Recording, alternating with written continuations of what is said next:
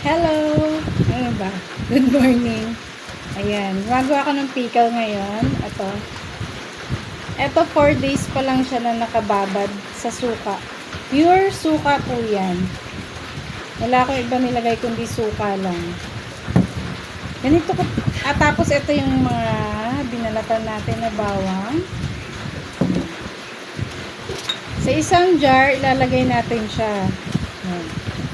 As in, suka lang. Kahit anong klaseng suka, pwede po yan mga kanonay.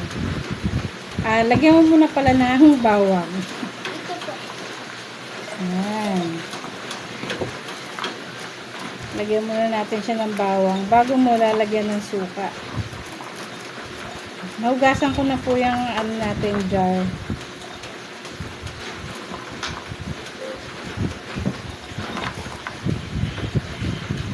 Bali, bababad natin siya ng 7 days bago mo kainin. Ayan, pagka ganyan puno na, tsaka mo siya lagyan ng suka. Ayan. Wow!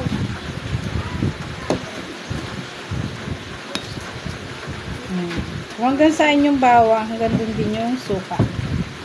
Tapos, takpan natin.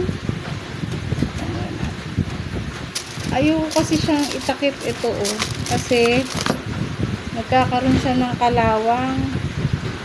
So, lalagyan muna natin ng foil o kaya plastic yung ibabaw bago natin siya takpan. Maganda po yung bawang mga kamami sa mga may high blood, sa mga may diabetes. Malaki po na itutulong yung mga kamami. May mga diabetes, nakaka-regulate po yan ng blood sugar. Ayan. Proven and tested na po yan dahil ako kasi kumakain ako nito. Nakuha mo akong goma dun. Lalagyan ko lang siya ng goma. Tapos ano natin ng goma.